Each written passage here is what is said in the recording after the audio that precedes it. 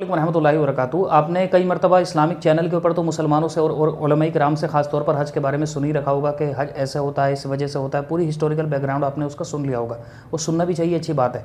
लेकिन एक खुशी की बात यह है जो इस वीडियो के अंदर मैं आपको दिखाने वाला हूँ, ये एक नेशनल मीडिया के लेवल का चैनल है और ये हज के बारे में दिखा रहा है, बता रहा है, हिस्टोरिकल बैकग्राउंड जो है वो पूरा बता रहा है। इसका अपना एक फ़ायदा है। उसकी वजह यह है कि जो इस तरह के चैनल होते हैं, एक तो उसको जो अवाम मुसलमान है वो भी खूब देखते हैं, जो वैसे आमतौर पर इस्लामिक चैनल्स को देखते नहीं है वो इस तरह के चैनलों को देख लेते हैं।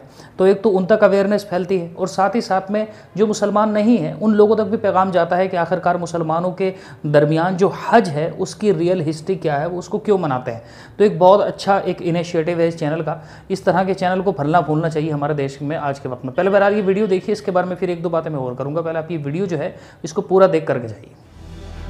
इस्लाम मानने वाले हर शख्स का सपना होता है कि वह सऊदी अरब में जाकर पैगंबर मोहम्मद के शहर और खाना काबा का दीदार करे। इस महीने हज का सफर 4 तारीख को शुरू हो जाएगा। वहीं इस्लाम में हज के साथ उम्रा का भी जिक्र होता है। लेकिन आखिर हज क्या है? इस्लाम में हज का महत्व क्या है? मुसलमानों के लिए हज इतना जरूरी क्यों है? आइए आपको बताते हैं। आज आपको बताएंगे इस्लाम में हज से जुड़ी हुई तमाम बातों के बारे में। इस्लाम में मुसलमानों के लिए 5 फर्ज बताए गए हैं: कलमा, रोजा, नमाज, जकात और हज। हज एक तीर्थ यात्रा है जो हर मुसलमान पर लाजिम है। माना जाता है कि शारीरिक और आर्थिक रूप से सक्षम हर मुसलमान को हज करना चाहिए।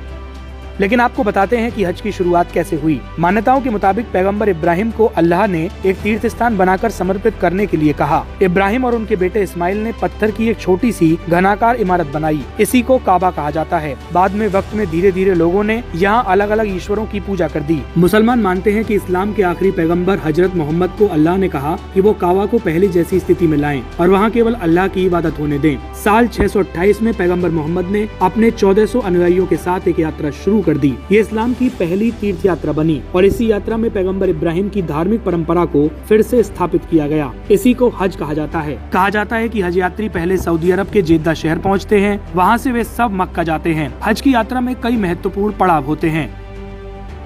एहराम। हज पर जाने वाले सभी यात्री यहाँ से खास तरह का कपड़ा पहनते हैं जिसे एहराम कहा जाता है। एहराम सिला हुआ नहीं होता, ये सफेद रंग का कपड़ा होता है। महिलाओं को एहराम पहनने की जरूरत नहीं होती, वे परंपरागत रूप से सफेद रंग के कपड़े पहनती हैं।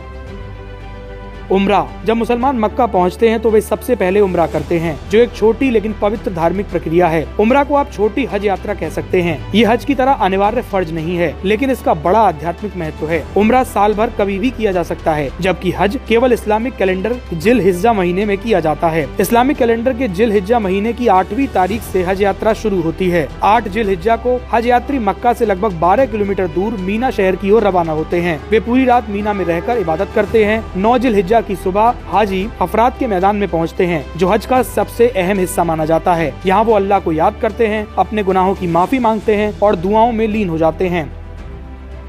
जमारात। हज यात्रा के दौरान एक महत्वपूर्ण चरण होता है, शैतान को प्रतीकात्मक पत्थर मारना, जिसे रमी कहा जाता है। हाजी एक निर्धारित जगह जमारात के जाकर तीनों स्तंभों में से एक को सांकेतिक रूप से शैतान मानकर उस पर पत्थर फेंकते हैं। ये रस्म इस बात की याद दिलाती है कि इंसान को अपने अंदर और बाहर के बुरे विचारों और गुनाहों से लड़ना चाहिए। रमी के बाद हाजी एक बकरे, भेड़ या अन्य हलाल जानवर की कुर्बानी देते हैं। ये रस्म पैगम्बर इब्राहिम की अल्लाह के प्रति निष्ठा और बलिदान की याद में अदा की जाती है। कुर्बानी के बाद पुरुष अपने सिर के सारे बाल मुंडवाते हैं और महिलाएं अपने बालों का एक छोटा हिस्सा काटती हैं। उसके बाद यात्री मक्का वापस लौटते हैं और काबा के 7 चक्कर लगाते हैं, जिसे धार्मिक तौर पर तवाफ कहा जाता है। इसी दिन यानी जिल हिज्जा की 10 तारीख को पूरी दुनिया के मुसलमान ईद उल अजहा यानी बकरीद का त्योहार मनाते हैं। तवाफ के बाद हज यात्री फिर मीना लौट जाते हैं और वहाँ 2 दिन और वीडियो आपने देख ली। असल में बड़ी खुशी होती है कि इस वक्त में अगर कोई ऐसे चैनल देखने के लिए मिल जाते हैं तो वाकई में बड़ी खुशी होती है मन को, कि अभी भी कुछ ऐसे चैनल हैं जो कि देश के अंदर नफरतों को कम करना जो है वो अपना फ़र्ज़ समझ रहे हैं इस वक्त में। वरना अक्सर चैनलों का क्या हाल है वो आपको पता होगा। उन लोगों को नेगेटिविटी हर वक्त इतनी दिखानी है, इतनी नेगेटिविटी दिखानी है कि जिससे सामने वाले के दिमाग के अंदर जो है वो नफरतें पैदा हो जाती हैं। अब बात असल में ये है कि वो कहते हैं कि नहीं, नेगेटिविटी क्यों नहीं दिखाएंगे हम, जब नेगेटिविटी हो रही है तो नेगेटिविटी क्यों नहीं दिखाएंगे हम। बात असल में हमारी ये नहीं है, एतराज़ हमारा असल में ये नहीं है। बात ये है कि असल में कोशिश तो यही करनी चाहिए कि जिस नेगेटिविटी से नेगेटिविटी फैलती है, मनफी असरात जिसके जाते हैं सोसाइटी के अंदर, जिससे कि मतलब कि अगर उस तखरीबकारी फैलती है तो फिर उस चीज़ को तो एक तो अवॉइड करना चाहिए। लेकिन मैं कह रहा हूँ नहीं, आप दिखाना चाहते हैं कि हम तो न्यूज़ चैनल है, हमारा फ़र्ज़ बनता है कि सोसाइटी में जो होता है हम वो दिखाएं, तो मैं ये बात करना चाहता हूँ कि ठीक है वो दिखाओ, अगर नेगेटिविटी हो रही है तो नेगेटिविटी दिखाओ, लेकिन पॉजिटिविटी को क्यों छिपाते हो?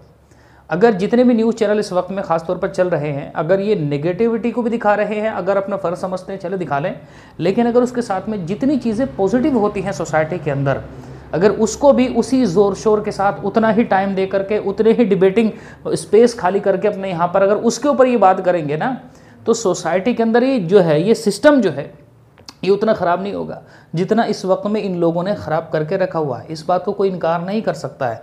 अगर क्योंकि पॉजिटिविटी तो होती है ना सोसाइटी के अंदर, अक्सर लोग पॉजिटिव होते हैं, नेगेटिव तो एलिमेंट बहुत ही कम होते हैं।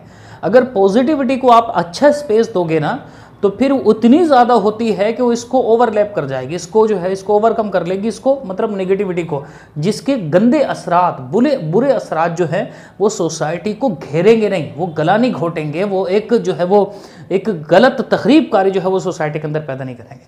लेकिन शायद न्यूज़ चैनल जो है वो अपना इतना ना तो ज्ञान किसी का मानते हैं, सुनते हैं, और ना ही वो इस पर अमल करने वाले हैं। असल में अंदर से बहुत सारे लोग समझते हैं इस बात को कि हाँ कहीं ना कहीं हमसे गलतियां हो रही हैं, हमको सुधार भी करना चाहिए, सब चीज़ों को स्पेस देना चाहिए, जगह देनी चाहिए। ऐसा थोड़ी है सोसाइटी में हर वक्त हर सब कुछ गलत ही गलत हो रहा है, कुछ ठीक ठाक हो ही नहीं रहा, कोई किसी की मदद ही नहीं कर रहा, कोई किसी के काम ही नहीं आ रहा, कोई किसी का साथ ही नहीं दे रहा, हर वक्त हर किसी के दिमाग में एक दूसरे से नफरत है। ऐसा थोड़ी हो रहा है सोसाइटी में। आज भी बहुत सारे लोगों की भलाई करते हैं, कैसी कैसी मुश्किलात निकाल करके लाते हैं। एक एक स्टोरी ऐसे इंस्पायर कर सकती है पूरे मुआशरे के करोड़ों करोड़ों लोगों को, लाखों करोड़ों करोड़ लोगों को, कि जहां पर एक शख्स ने सामने वाले की परेशानी की देखी है और फिर उसको इतनी मदद की है, इतना हेल्प किया, उसको यहां से उठा के वहां तक लेकर के गया, जहां पर उसके अपनों ने उसका साथ छोड़ दिया है, वहां पर कलमा पढ़ने वाले ने उसकी मदद की है। ऐसी स्टोरियां फिर उन्होंने भी, बहुत सारे लोगों ने इधर की मदद की होती हैं। तो ये बहुत सारी चीज़ें हैं सोसाइटी के अंदर जो फैली हुई हैं,